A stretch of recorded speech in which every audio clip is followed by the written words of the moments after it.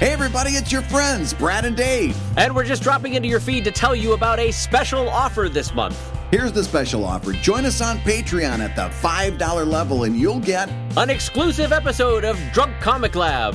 It's a Patreon-only hour of us talking comics while suitably soused. Oh, you will regret missing this. Brad is a delight. And when you join, you'll also get an ebook of how to make webcomics. That's right. This is our how-to book on web cartooning that's now gone through 4 successful printings at Image Comics. And when you join us on Patreon, you'll also get an ebook of the Webcomics Handbook. So now that's 2 ebooks you're getting. This one with over 200 pages of actionable advice and how-tos that you can apply to your cartooning today. So that's the scoop. Join us before Thanksgiving, November 28th. And get 2 free ebooks plus the exclusive episode of Drunk Comic Lab. Gang, you already know you love the show, and here is your chance to join us on Patreon and get 3 cool freebies. And if you're already at the $5 level or higher, all you got to do is stick around. You'll get your reward on the 29th. Now, everybody, let's talk comics.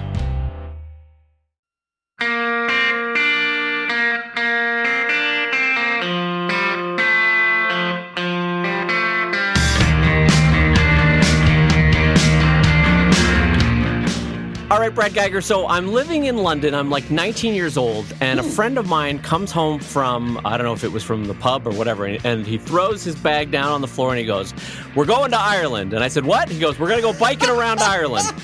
Okay. And I go, "All right, we're going to go biking around Ireland." So we grab a train over to Wales, we get on a boat, we ferry over to Dublin, we take a train down to the Ring of Kerry, and we're going to bike around the Ring of Kerry in southwestern Ireland, Brad, right? And it's delightful.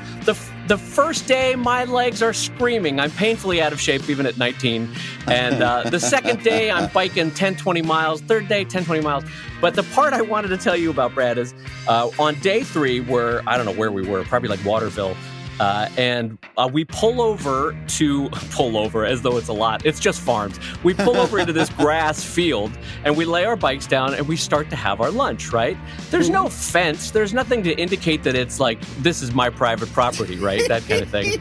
Yes. It's just more grass in a country that is 99.9% grass. Right. So we pull over, we start having our sandwiches, and all of a sudden, this guy, stereotypical looking Irish farmer, literally holding a pitchfork, Brad, comes out of his barn. Geez. Yeah. Literally holding a pitchfork, comes out and goes, right, you boys, what are you doing? What are you doing on my land there? Right, you boys, what are you doing? And I'm like, oh God. So I, as you do, if you're trained at all to be polite, I popped right up, standing upright. I'm like, sir, I'm so sorry. We'll move along. I'm so sorry. We didn't mean to eat on your property. We were just, right, what are you doing? If you're going to eat on my land, then you're going to come up to the farmhouse and have lunch with the wife and I. That's what you're going to do.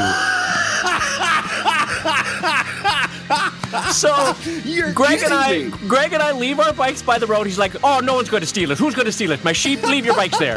And so we walk up the hill, go into the farmhouse. His wife makes tea. A delicious little sandwich is set. And we talk about what his life is like. We talk about what our life is like. But the fact that, like, in my American mind, this guy's coming at me with a pitchfork, and I'm like, all right, I guess I could use the bike to defend myself. And in the meantime, he's like, right, you're not eating by the side of the road. Come up to the house and have a proper set of tea and biscuits, and you're going to talk to the wife and I. Oh and God. Greg and I were dying laughing that night, going to sleep, just thinking, like, we thought we were dead. And in the meantime, the guy's like, no, here, look, I've got some delightful crackers for you. You're going to love them. What are you doing eating on the ground? We've got a table right inside the house. Right. Grab your man there, and we're going up to the farmhouse. Right, come on. Oh, that story makes my heart happy. That's actually the nicest cold open we've had in a long time. Yeah, I got to tell you, at some point, I've told you about my dream trip, haven't I? No. My dream trip is to grab some of my favorite people in the world, you among them, and go to take a week on one of the long boats down the River Cam in England, not in Ireland, in England. Mm-hmm. They have the old canals that the Victorians and somewhat the pre-Victorians built, and they kind of went fallow, but you can still rent longboats that are basically like RVs, and you travel up and down the lock system of the canal from like Cambridge down to London or London up to Cambridge.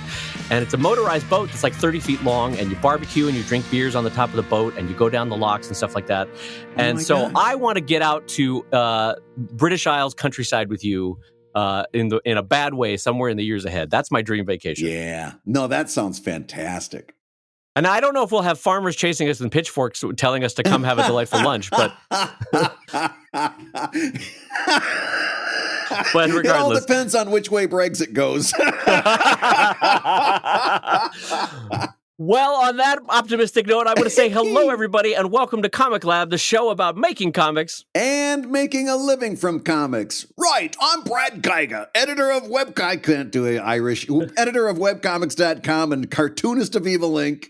And I'm his friend Dave Kellett, non-judgmental cartoonist of Drive and Sheldon, and co-director of Stripped. And this week's Hour of Comics Advice is made possible by your support at patreon.com/comiclab. So Dave, let's talk comics, but let's talk comics with somebody.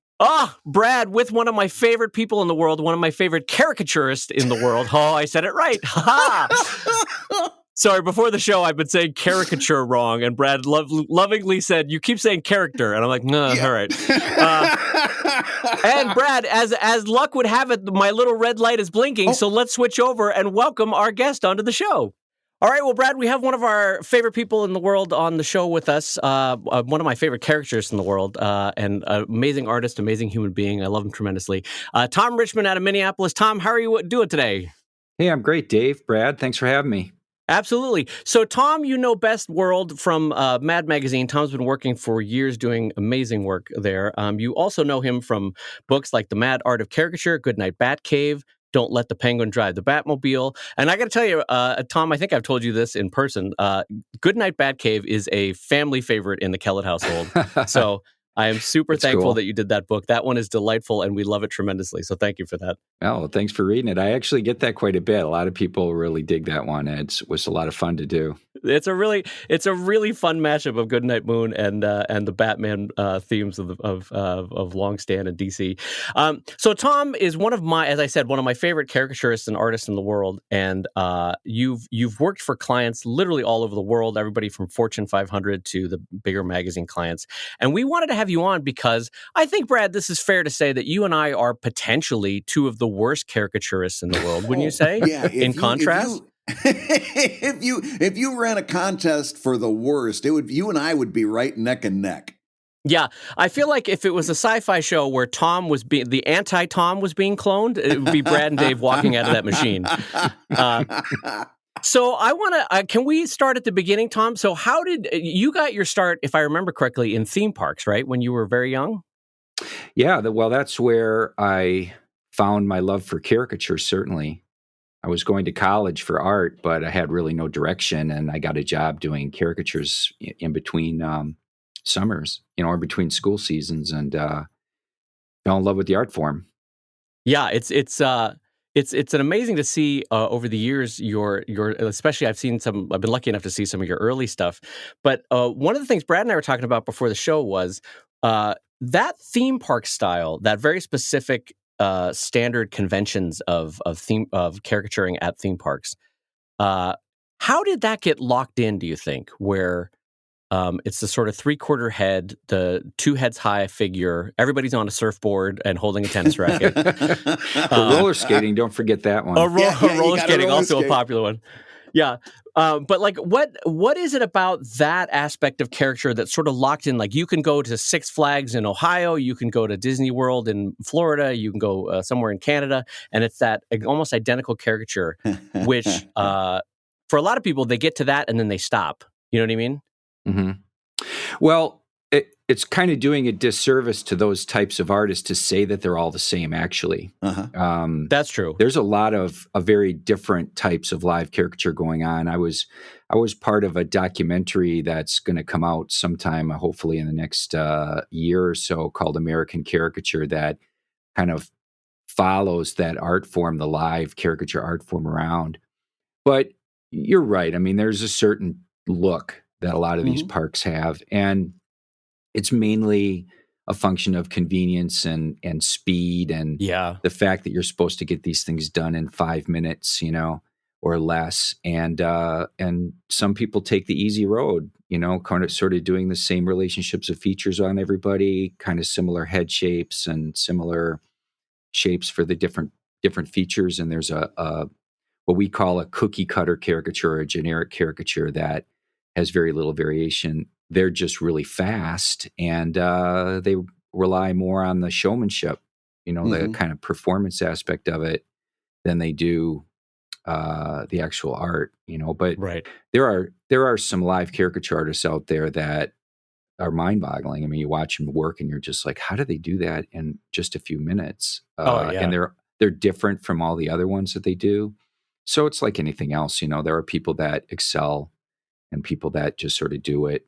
Um, but I always get mine done wherever I go. I've got Oh, a do you? huge pile. Oh yeah, I've got like 400 caricatures of me. Oh, really? Oh yeah.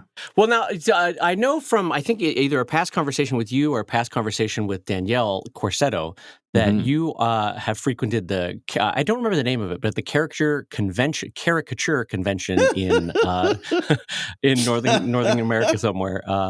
Brad's Yeah. making fun of me because I keep mispronouncing caricature. Sorry about that. But tell me a little bit about that convention. How did it get started? What goes on? Because I know everybody. One of the basic tenets is that everybody caricatures everyone there, right? Yeah, I think, and if I'm not mistaken, this might be the 20th anniversary of that Oh, this wow. year. Well, it started out very small. It was called the National Caricaturists Network, and it was just about 15 artists that got together in Cancun in like '99, I think. So that would be 20 years. And they just, everybody drew each other, and at the end of the weekend, they put them up on the wall, and they voted on best color and best black and white and best overall and that sort of thing. And over the years, it's grown, and it's now called the International Society of Caricature Artists. And there's probably, I guess I don't know how many members there are, but when they do this annual convention, it's now 5 days, and um, they get 200 or 250 artists. Wow. And some of them come from, I mean, there's a contingent that comes from Japan every year, like 12 artists that are Japanese, and people from Europe and all over the country, and they draw each other silly for 4 days. And it's really quite amazing. I mean, you go into this huge hall, or banquet room, like one of those gigantic type rooms like we have the Rubens in, for example. Right. And by the end of the weekend, the walls on that room are covered with art. And it is, you just walk around and you recognize people, of course. Oh, yeah, there's Yeah. Bob. There's always one or two people that are the favorites, that everybody has Right. to Somebody draw. with the big beard or the hook Right. nose. Yeah. Yeah, yeah. But it's a very fun and extremely humbling experience, because you go there and there are artists there that blow you away, and people that just do pieces that you're just like, you just stare at it for a while and go, I have no idea how they pulled that off. It's amazing. And it's really something. If anybody is a caricature artist, I always recommend them to try to make it to one of those once. It's quite an experience. Well, in some ways, it was unfair of me to jump in with the theme park question, because it's more interesting, I think, to talk about like what really is one of the best. I honestly believe this, one of the best caricatures in the world. What is your philosophy of caricature? Like, how do you approach such a unique art form like that? Is there a way to looking at it that maybe I, as someone who's not great at it, could take to heart and maybe learn from? Well, I always tell people that there are sort of two aspects to how to exaggerate somebody. There's the physical features, and then there's what I call their presence. And I think really good caricature artists are as good at exaggerating somebody's presence as they are their nose. Like your features don't really change, but your expression changes, and that's what in a lot of ways, that's what makes you unique. Like everybody's got sort of the same bones and muscles and, features, but the animation behind them is what makes people unique. So I always try to concentrate on capturing or exaggerating a person's presence. Just to give you an example, like a caricature of Mike Myers, I would make very different choices on that one as opposed to a caricature of him as Austin Powers, Mm-hmm. not just because of the fake teeth, but the character that he's portraying is that presence, that personality is what I'm really exaggerating. And I do that all the time, especially with Mad, because when I draw a caricature of somebody for a movie parody, I'm not really drawing Tom Hanks. I'm drawing Tom Hanks playing Sully from, the movie Sully. Mm-hmm. And so it's different. It really is. I mean, to do a caricature of Katie Couric with a big, frown on her face isn't really her. We identify her with the giant toothy grin. And so exaggerating those aspects of somebody is as important as exaggerating how big their, mouth is, or that's all physical. Right. But that's what really impresses me about your work, Tom, is that it's tough enough to do a caricature of somebody.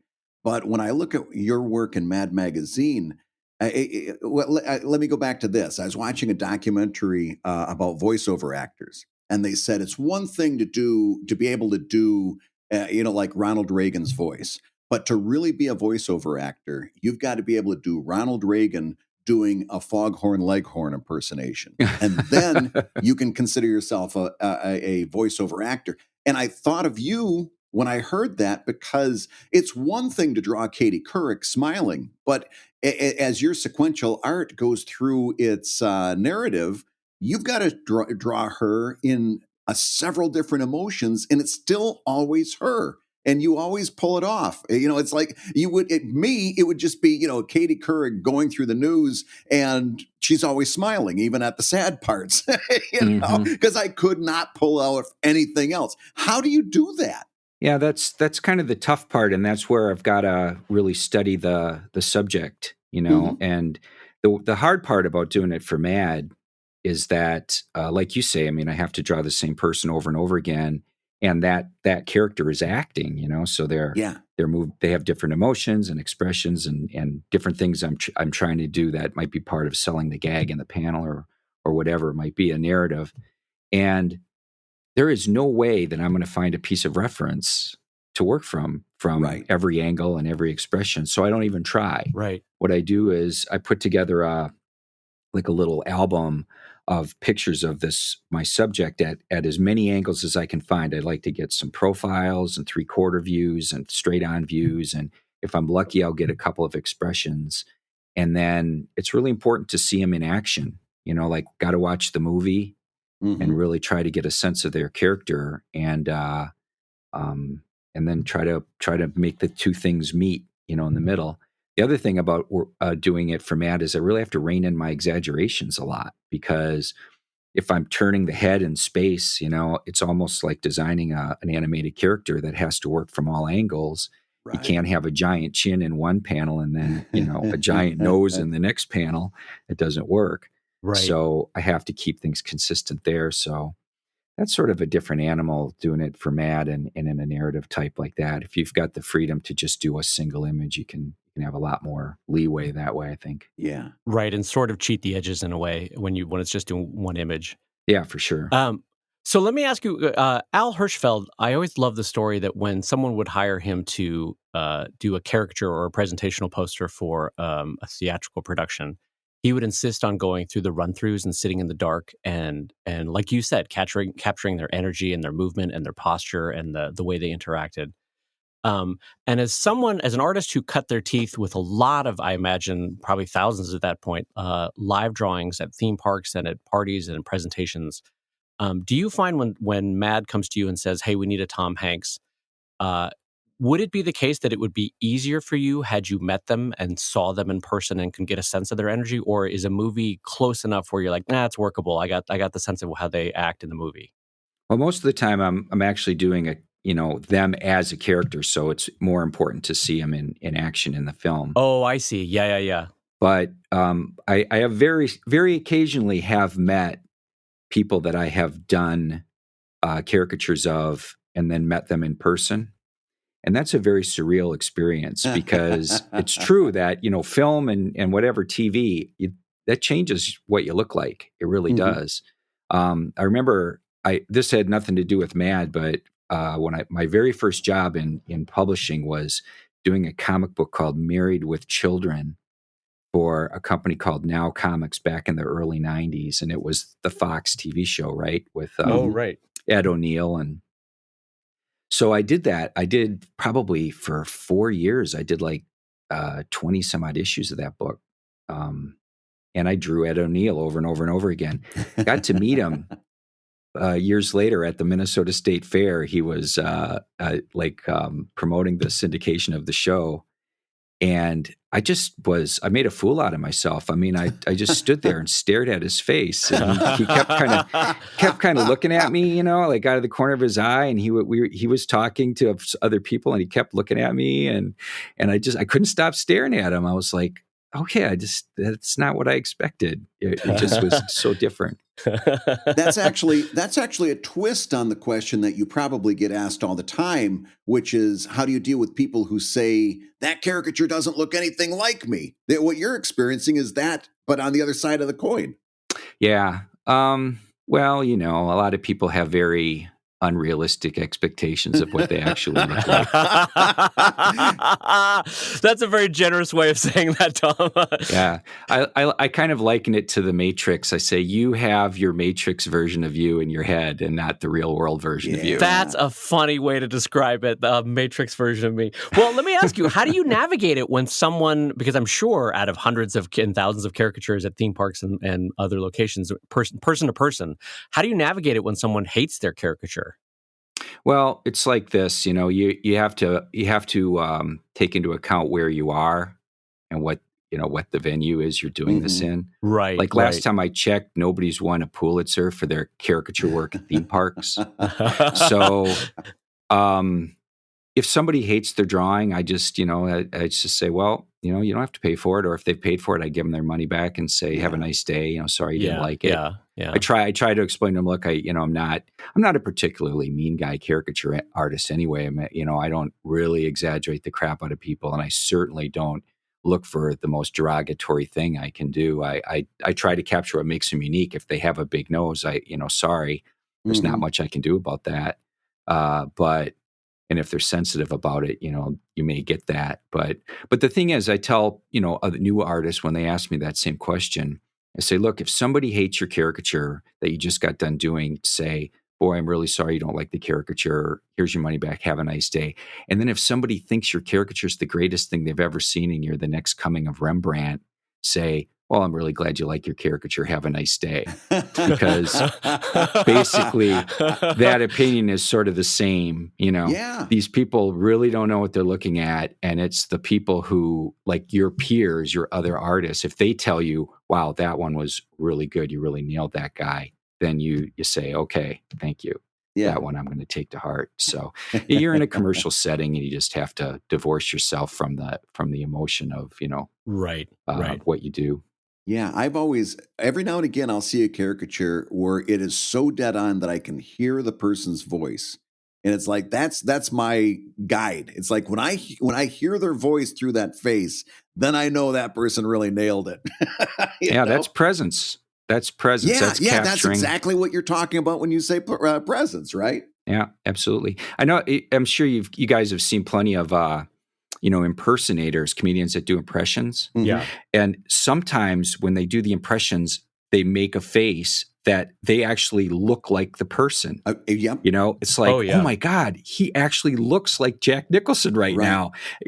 But he's like, they're channeling everything, the presence, the expression, all of it. That's how they do it so well. Yeah. Everybody that does that, Robert De Niro, squints their eyes and pulls their lips over their teeth, right? Everybody does the same Robert De Niro because they're channeling that same guy.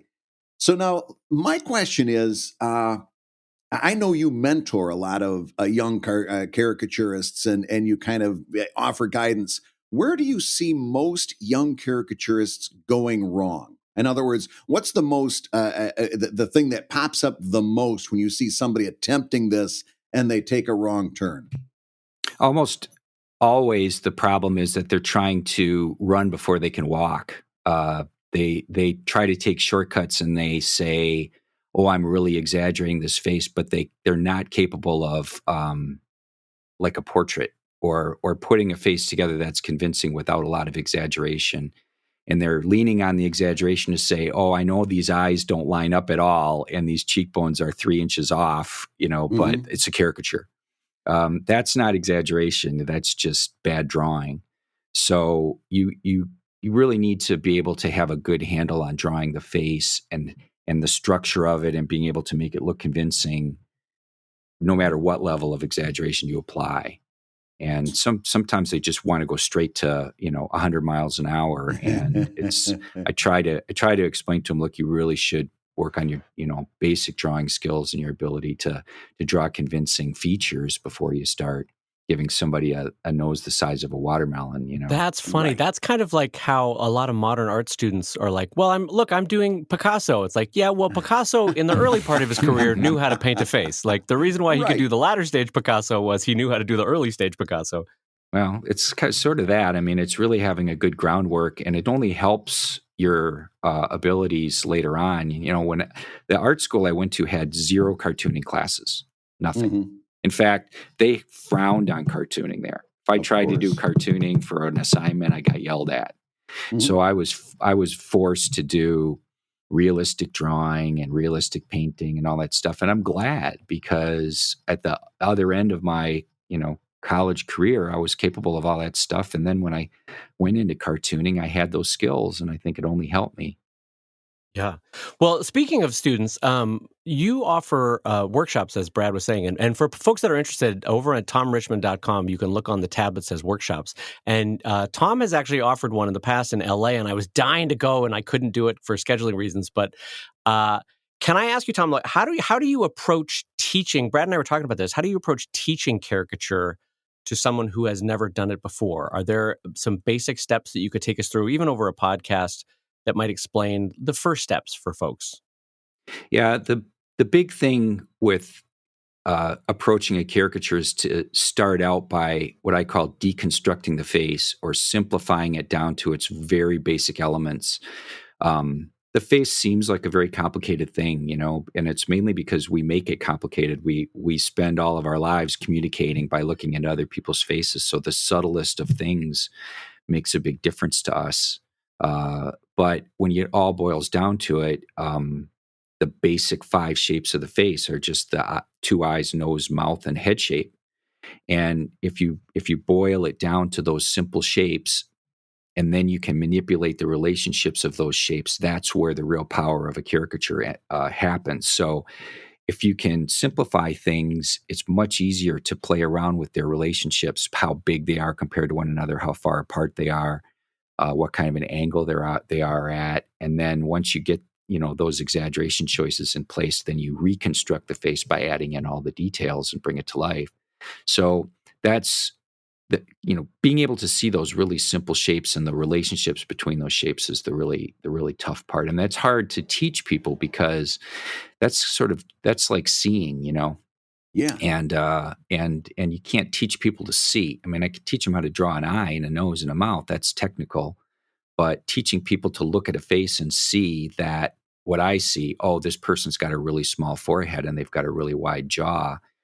If they don't see that they've got no place to jump off from, with their drawing. Right. So, but I concentrate on these workshops on trying to teach people to see things and notice things in the face.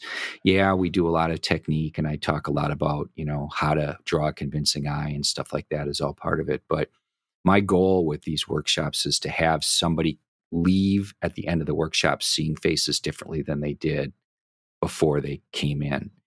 And the big thing I tell people, so I used to teach people at the live theme parks. And at the beginning of the summer, I'd take a new artist and I'd say, you're going to sit down and people are going to walk past you. And maybe 1 out of every 10 people is going to have a face where you're just going to go, oh my God. Oh, I hope this guy sits down. Look at those eyebrows or something, that just jumps out at you. Tom, this is my problem when I sit down for a caricature. The caricatures usually go, woo! Oh, yeah. That just means you're in for a treat. Yeah. But then the next 9 faces, you look at them and go, "Oh my God, there's What am I nothing gonna about this do? face. What Yeah. what am I going to do with this person?" At the end of the summer, after 3 months of drawing caricatures, maybe 3 out of every 10 people that walk by, you're going to go, "Oh, look I can't wait to draw that person." The thing is, people didn't get funnier looking in the last 3 months. Your eye just got better. You're noticing things you didn't notice before, and it's a lifelong pursuit. Like you don't just learn that. You develop your eye, and the more you work at it, the more the less faces give you problems, and it's a continuing journey. Yeah. As a side note to that story, Tom, I love the idea that someone's walking by you at a theme park and you're like, sir, you must let me caricature you. Yeah, I've actually been chased down the New Jersey boardwalk before by these guys. It's a little... Mr. Geiger, that nose has to be captured. Yeah. Good luck. Better people than you. Yeah, it's a curse to be a caricature artist. Sometimes my wife and I have season tickets to like a local theater we've had for years, and we go to a lot of musicals, and we'll be driving home after the musical's over, and she'll say, "What did you think about that number? Or what did you think about the show in the second half or whatever?" And I finally fess up and say, "I don't remember a thing about that musical." And she said, "Why not?" "There was this guy in the chorus that had this huge forehead. And every time he came on stage, I'm looking at like, look at that guy's forehead. I can't believe he can stand up. He should be just toppling over." And it distracts me, and then I can't remember anything about the show. Well, I got to ask you this. This is one I've always wanted to ask, because Tom, you've been with Mad Magazine how many years? You had a long run at Mad. Yeah, 19. 19 years. So here's something that I it's a personal something that I've noticed, or I think I've noticed. Let's put it that way. It seems to me like that Hollywood from the 50s and 60s was more visually diverse than today. If you look at Hollywood stars from the 50s and 60s, you've got, to name a few, Woody Allen, you've got Jack Lemmon, Jack Nicholson, Walter Matthau, you've got Shirley MacLaine, you've got Sidney Poitier.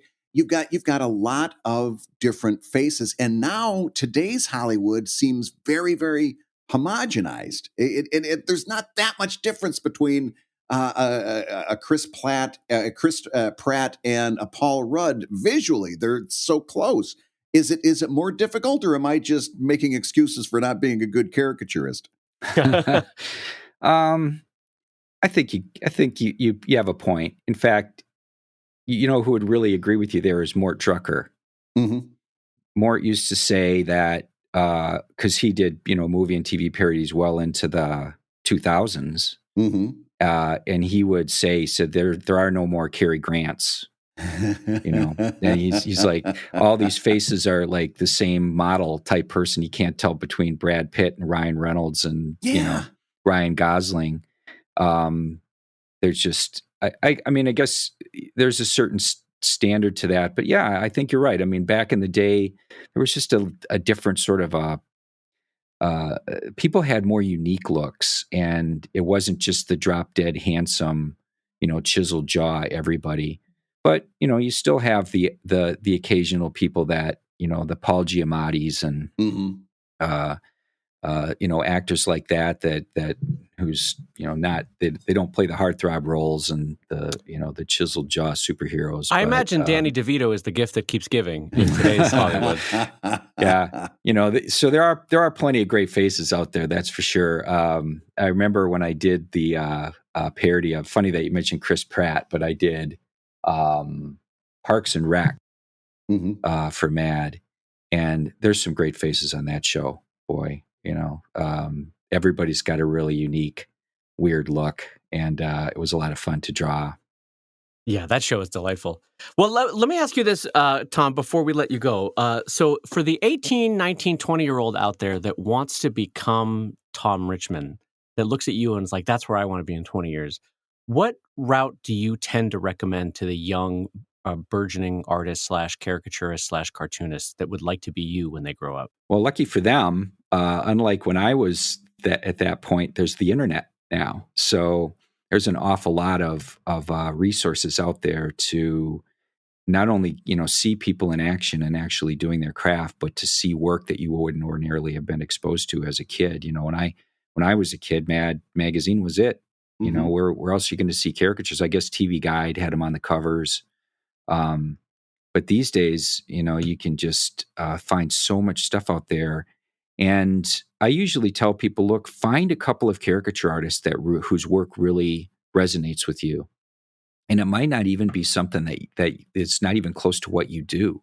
Like Hirschfeld's one of my favorite caricatures, and his stuff couldn't be more different than what I do. Right. But that's sort of what fascinates me about it. I look at it and go, how does he do that?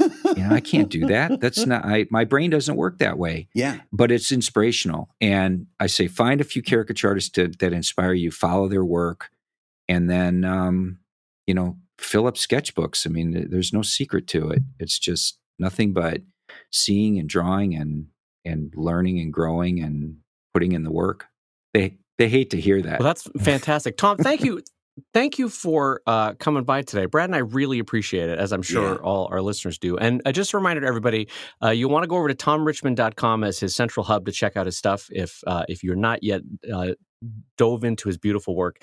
You can check out The Mad Art of Caricature, his book that he's done, Goodnight Batcave, Don't Let the Penguin Drive the Batmobile, and do check out the workshops that he does all around the country. And Tom, thank you again for coming by today. Hey, it's been fun. Thank you for having me as a guest. I'm very honored to be here. Thanks, Tom. Hey, if you're listening while you work, take a minute and stand and stretch. And while you're doing that, Brad and I are going to tell you why you should join us on Patreon. Yeah, because, when you do, you'll get hours and hours of podcasts that we've recorded just for backers. And an exclusive Patreon post that go even deeper on the ComicLab topics. And access to our exclusive Discord server, a thriving community of professional cartoonists. So you can support the show you love and get tons of actionable resources for your own cartooning. And listen, if you can't swing a pledge this month, no worries. You can still support the show by rating us wherever you get podcasts. Leave us a 5-star review and a few kind words. And that, along with mentions on social media, is incredibly helpful. And now, let's talk comics. Well, once again, a big reminder that this week's Comic Lab and all the Comic Labs throughout the rest of 2019 are sponsored by the good folks over at Wacom at wacom.com. And it is, quite honestly, the best possible way we could close out the year because it is the machine that powers our careers. That's and right. We couldn't find a better partner to do Comic Lab with than Wacom. And Brad, my heart is full. My heart is full with the Wacom sponsorship. And believe me, to fill that guy's heart, you've got to really do some heavy lifting. So he's got a big heart. So we want to thank. What kind of an insult is that? No. It had all the trappings of an insult, but it was like, I tell you what, that's a guy with a lot of love in his heart, that son of a bitch. Yeah, what? I was going to say, I meant that as a compliment. He's got a big heart. Your problem is you're so used to me insulting you when I say something nice. you don't know how to take it. I know. What's funny is like our friendship is built on sarcasm and jibes, so that when one of us genuinely goes, "No, you know what? I love you like a brother. You're a great person," the other was like, "What's the play? What's the play here? What are you going? You need money? What's happening?" Love me like a brother. I know how you feel about your brother.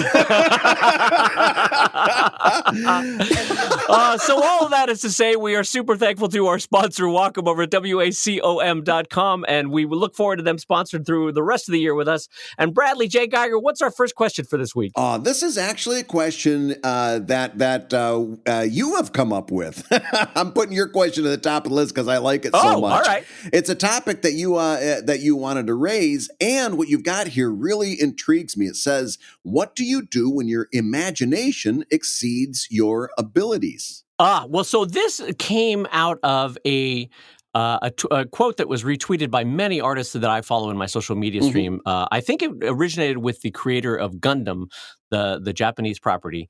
And the idea that like most of my career has been a struggle where my imagination was greater than my abilities. And I think the phrase, your imagination is greater than your abilities, really describes Brad's high school dating career, I think, for one thing. Don't you think that's a good shorthand Yeah, for and the sad thing is that it didn't mean I had a big imagination. It just mean I had no abilities. Poor 16-year-old Brad. Oh man. I can laugh now. Oh. So, but anyway, I think this is a problem we can all relate to because, in fact, I had this happen. I'm going to say maybe 3 weeks ago, and it was just a really stark relief of how much this happens to all of us. I was drawing a specific panel for Drive, and it was kind of a splash pagey kind of a panel. Mm-hmm. It was a big reveal in a submarine to what was going to be an underwater mega city, a city that could have 25 million plus people in it, right? Sounds horrible. Right. So there's a lot of there's hydrodynamics going on. There's the way light comes through the water. There's the way the buildings project up and out of water. How does the light come from the windows of the city? Yeah. How does water contort the drawing at all? Is like there any heat vents that might contort the visuals through water? There's a lot of things that could go on. And basically, in my mind's eye, when I woke up that morning, I had a beautiful image in my mind. And then as I drew it, and it came out fine, but as I started, it was like, this is the drawing.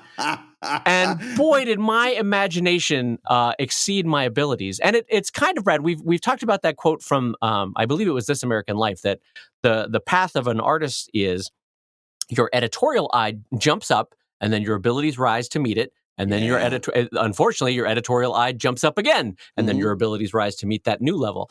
And I think at any given time, all of us can imagine greater than we can draw, and maybe even write.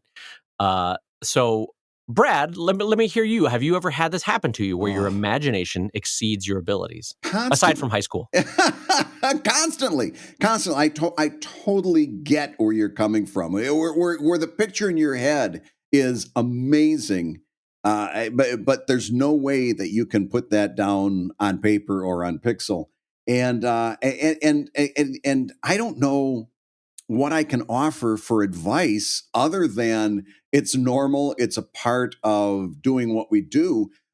Except I will say this: when you find yourself at that point, you have to have equal parts determination and realism. Determination means you've got to try it. You got to try to get that image that's in your head down there. It's the only way you're going to get closer. You may not do it. You may not even come very close yet, but you've got to try it. And then 50% realism. If you've been spinning your wheels for the last hour and you keep erasing and you keep reaching for a new clean sheet of illustration board, you keep starting a new window or a new layer. If it's been an hour or so and you haven't made progress, at some point, you've got to be realistic and start strategizing a different way to approach this page. It's not a failure. It's just a not yet. And it might give you some ideas of where you might need to do some practice when you get a chance. Maybe architectural renderings and stuff like that is something you need to practice on to bring your abilities up. But in the initial point, don't shy away. And because I know from my own experience, a lot of times I shied away. I'm like, well, I know I'm not going to be able to do that. And of course, in the words of Wayne Gretzky, you miss 100% of the shots that you don't take. So put yourself to the test, give it a shot, but also be realistic. And if you aren't making headway, abort, get the heck out and find another way to do it. Don't you think? Yeah, I mean, would you say that one of the ways to train yourself to become a better artist is not only to try it, to take the shot, right? Even so, knowing that you're highly likely to miss, but also, I think one of the skill sets that we can all develop, ourselves included, is when your imagination envisions this beautiful scene, and you know that you can't draw it as you imagine it.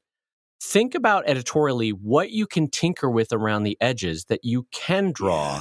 Yes. And so stretch yourself on this or that aspect of the drawing, but then fall back and be like, well, I mean, I could draw 200 palm fronds, Brad, back there, or I could just have one very heavily foregrounded palm frond that I draw perfectly well. You know what I mean? Like Yeah. there's cheats that you can do, some of which will ruin the drawing, absolutely. But Mhm. as you get better at this, you'll find editorial workarounds where, oh, dang it, Brad, your imagination is definitely exceeding your abilities, but maybe I can get 70% of the way there. Maybe I can get 80% of the way there. And Yeah. maybe that's okay as I get better and better over the years. That's really the only way I have found to do it, because I'll have this image in my head that is gorgeous, is beautiful, is exactly what I want to hit, and then I go to draw it, and it's Ziggy at a pharmacist counter all of a sudden. Hello, do you have my preparation cream?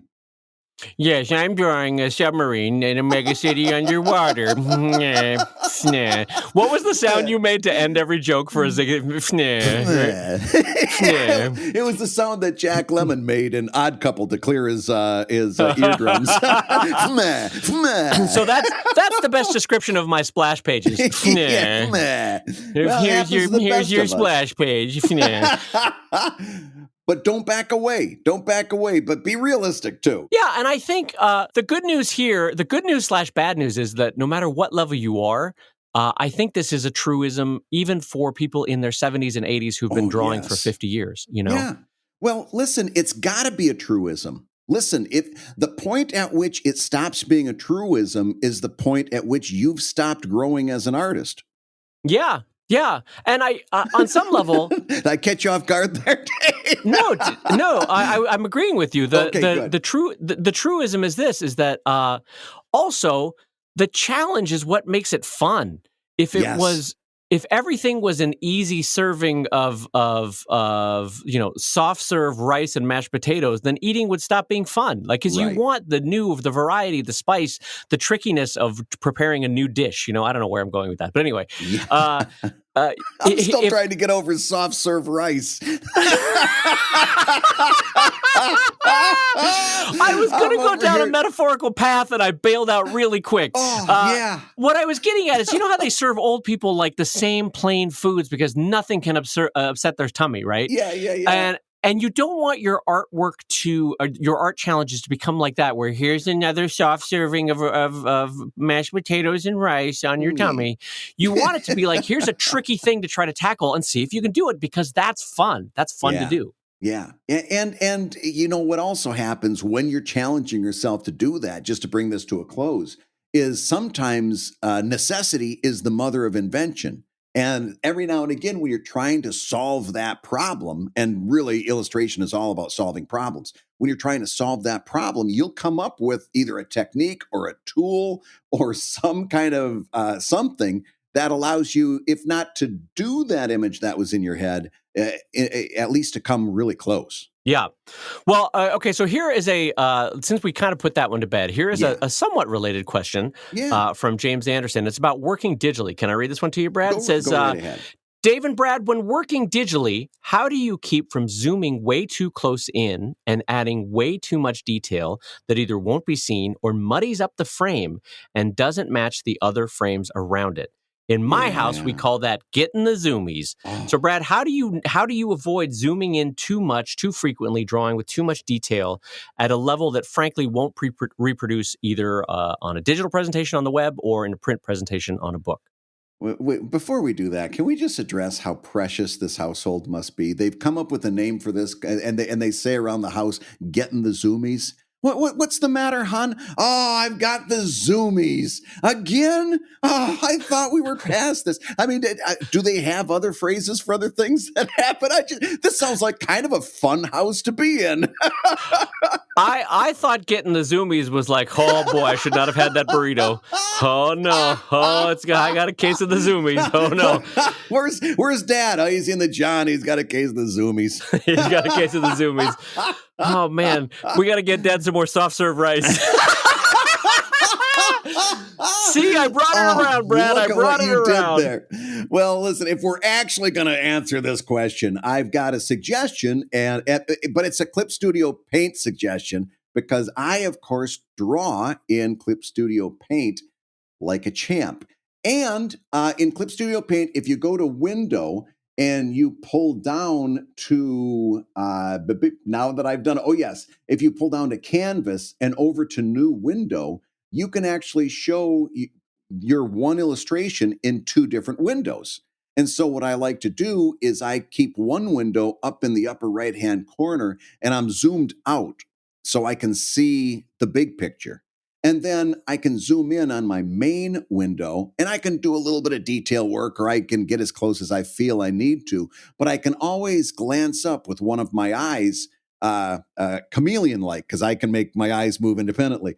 I can glance up with one of my eyes and check out how that's looking in the big picture. And believe me, it becomes very, very apparent very, very quickly if you if you're just muddying up the image by drawing every individual leaf of grass, you can kind of keep track for yourself how this is affecting the big picture. So I would go up to window, come over to new canvas, and have a big picture view floating there on your monitor. Well, I know Photoshop has the same kind of trick where you can have a full size or semi full size second window popped up. Mhm. I don't remember how to do it offhand. I'm so sorry that I don't, but that trick does exist. But here's my alternate option, which is I have just gotten into the habit with Drive of constantly zooming in and zooming out. And Yeah. for me, it is just a habit that I come to appreciate. Like, all right, I'm drawing the nose very close in. Now I'm going to zoom back out. Yeah, that looks right. Now I got to fix it a little bit, zooming back in. And to me, that's the equivalent of like my physical nose very close to the drawing board versus me like holding it up at arm's length to see how it looks holistically, you know? Yeah. It's not the greatest, but here's the thing that I want to talk about my own failures with this. When I first started drawing digitally, I zoomed in so much to the point that like I was drawing like a map that someone was holding in the background of a frame. And I was doing details on the map. Yeah. And then I zoomed back out again, and it was literally, Brad, a smudge. And I had spent like Yeah. 10 minutes on this map. You've got the north arrow, you've got the mile to inch conversion, you've got the grid, and meanwhile it's a square centimeter on the page. Yeah, it literally ends up being 3 pixels.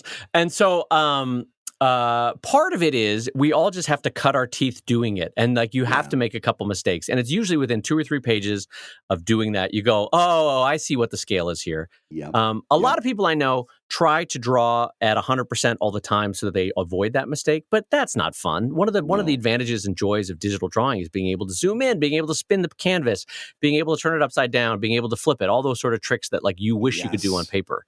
Yes. And so I take advantage of zooming in. And frankly, the way you learn is you just have to make the mistake over 4 or 5 pages, I think, at worst Yeah. case. And you'll eventually get a sense of scale.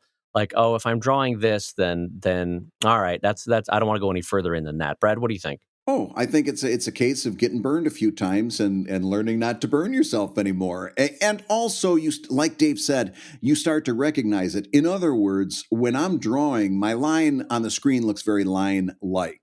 But when I'm zoomed way in, I can actually start to see the pixels. Well, when I'm starting to see pixels when I'm drawing, I know I'm too close. And this stuff that I'm drawing, I should probably back up a little bit and take. Oh, you know what? That's even easy. better shorthand, Brad, than I would have suggested. So Yeah, that's yeah. probably as good or better than anything I was going to say. So that's a good spot to leave that one there, Brad. Good job closing out the zoomies there. Well, thank you very much. In that case, I've got a question for you. All right. This comes in from our Patreon backer, Francis Foster, who says, I have a number of people around me, young and old, with budding artistic talent and or interesting stories to tell. How do I exhort them to try their hand at comics? Dave, you are one of the best exhorter that I've known in many years. Give Francis some advice here. Well, so there's a couple different ways of reading this, and I'm not sure which way to read it. One of it is they are budding talents that are writing and artistic budding talents, but maybe they don't particularly know or like comics. And so if that's the case, I'm a little bit anxious because you don't want to force someone into comics and be like, no, you're going to draw comics. But maybe what Francis is saying is that they haven't yet been exposed to comics and what are the best ways to do it.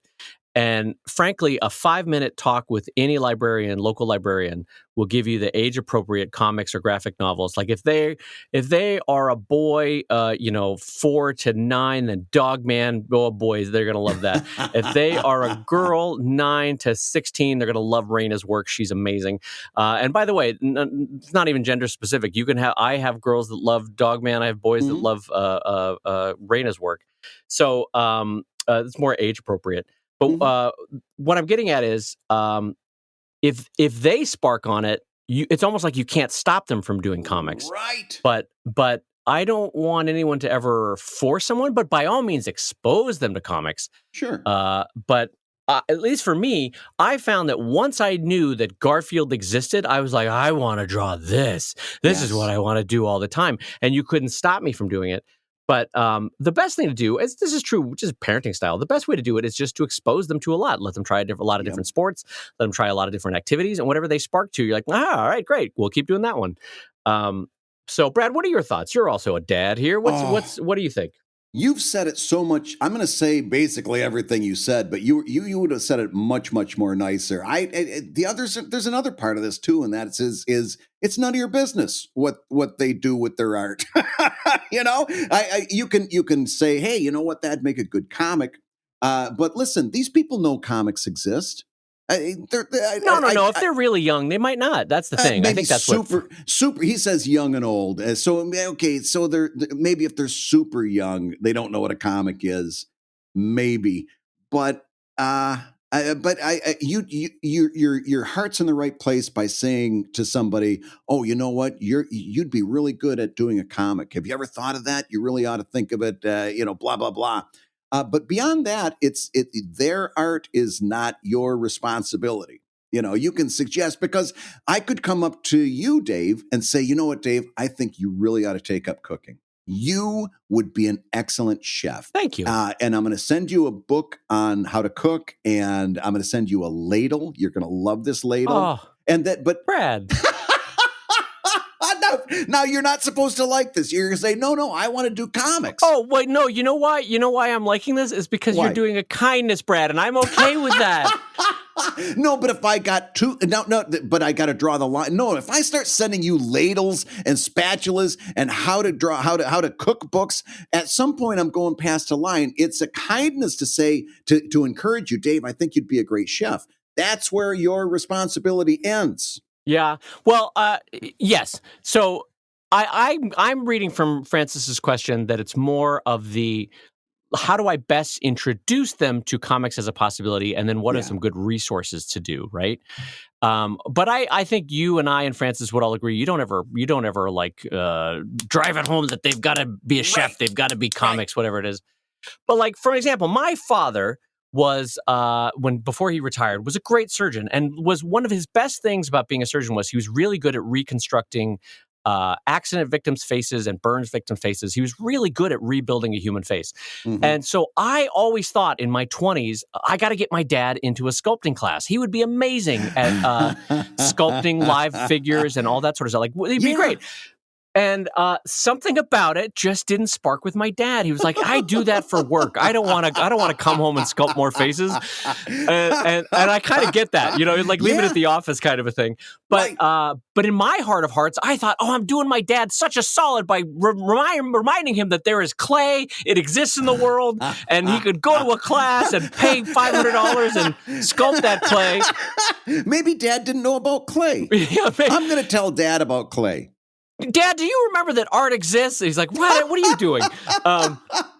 No, but with all the best intentions, though, you can, over the course of your life, try to spark 10 people on art, because one of them might take it up, and wouldn't that be lovely? And then if they do express an interest, okay, now let's put a little twist on this, Dave. You've said, okay, you say to this person, you know what, you really ought to think about doing a comic. And then you let it go. And next week they come back and they say, you know what?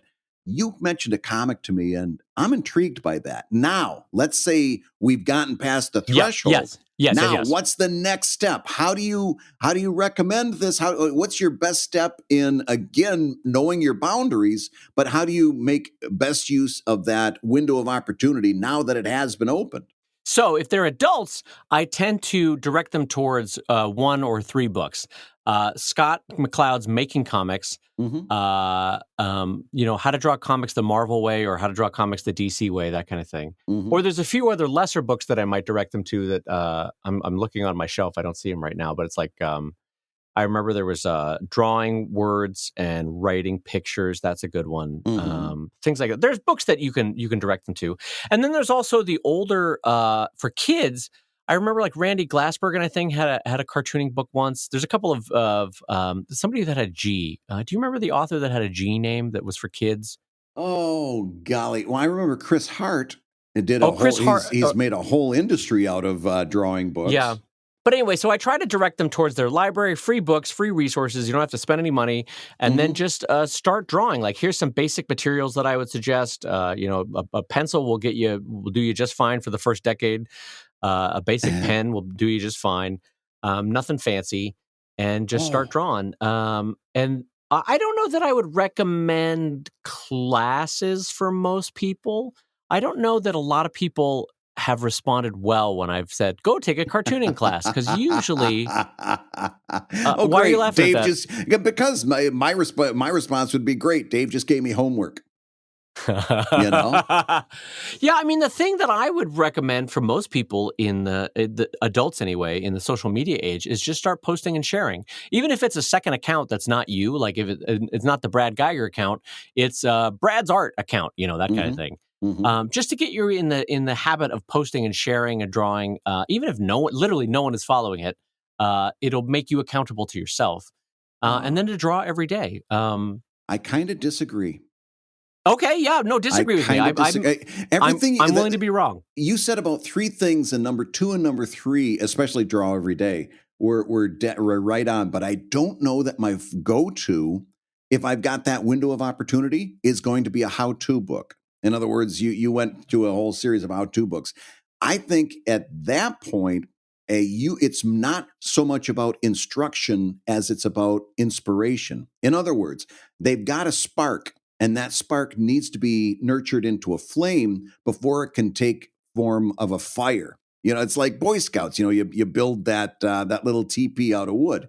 You got a spark. Now it's not about instruction; it's about inspiration, and that's when you use your knowledge of comics as a fan and as a practitioner to say what comic would be best for this person, and the answer is going to be different for any number of different people. You've got to know the person, and you've got to know a little bit about comics. But that's when you might say, "Oh, you know what? I got this Raina book for you. I checked it out of the library, or it's out of my personal stash. I want you to take a look at that and tell me what you think." Or for another person, it might be, "Here's The Watchmen. Read that. Tell me what you think," and then offer to discuss it later. But I really do think that at this stage, it's more about inspiration and picking, and then you get the real joy of somebody who's got a deep, abiding love of comics to say, "Okay, now I'm going to take some time with this. What's the one book that would really, really touch this off and build that spark into a flame?" And that's a joyful thing. You can take some time with that. Every now and again, my son or one of my sons will say, "Oh yeah, one of my friends interested in comics," and I'm like, "Okay, tell me about her. Tell me what she likes. We'll think of a good book to send her way to really get her hooked." And then that turns into a whole discussion. What type of person is she? What does she like? How does she draw? What's liable to catch fire with her? And that's a joyful conversation. And then every now and again, you see it happen, and where somebody's like, "Oh wow, I never knew this existed." I never knew this type of thing was even being done, and that's fun. That's when you've picked your moment and respected your boundaries, and then at that point again, it's about backing off and letting them build, because it can't be about you. It's got to be about them. And to say, and I've said it 100 times, listen, if you ever want to talk about this, or if you got a question, my door is always open. Give me a holler. But I'm not going to track you down. It's got to be you. It's got to be about you. It can't be about me. And then go back to doing comics. with a little smile on your face that you put some joy into the world, right? I think that I'm going to defer to you on this one because I think you have the better answer. I think you do want to encourage that spark when it arrives, and Yeah, I think you're not wrong. You were just jumping the gun a little bit. yeah, that's why I think you're right that, like, obviously, yes, tell them about basic paper materials, that kind of stuff if they Yeah. want it. Yeah, you can give them how-tos. But frankly, passing an 11-year-old boy saying, here, look, read Smile. You're going to love this book. It's perfect for your age group. Yeah. Or passing I don't know, what age do people read Watchmen? 16? 16-year-old Watchmen. 16, yes. Yeah, and like you spark them at 16 with like a really good book, or you say like, "Hey, 9-year-old, here's Calvin and Hobbes, read that," and then you're right. You want to encourage them about how fun and wonderful and unique comics are first, and so yeah, I'm gonna a little bit backtrack and say, Francis, I think that's how you do it.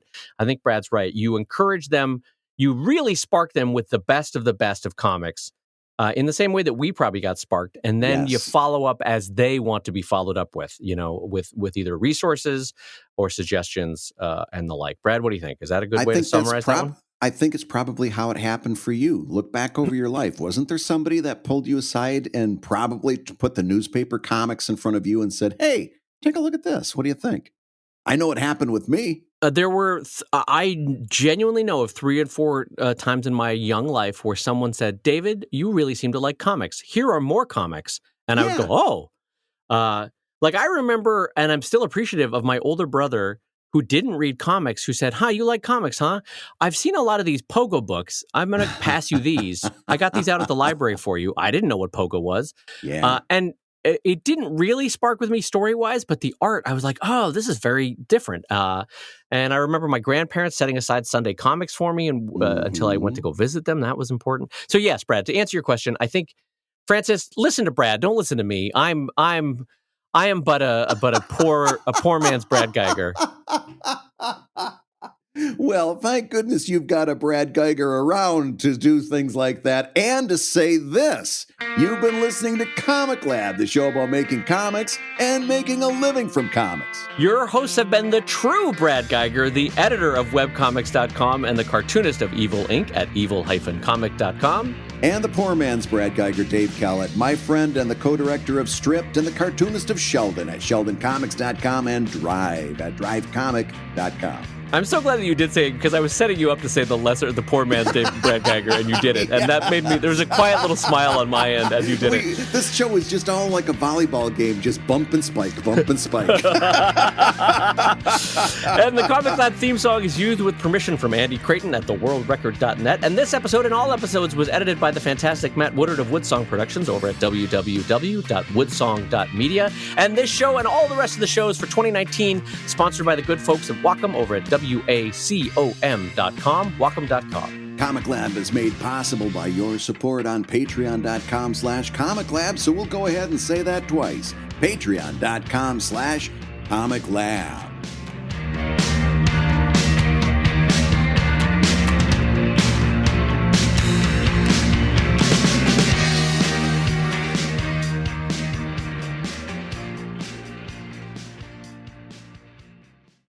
I have put my co-host to sleep once again. This is very sad.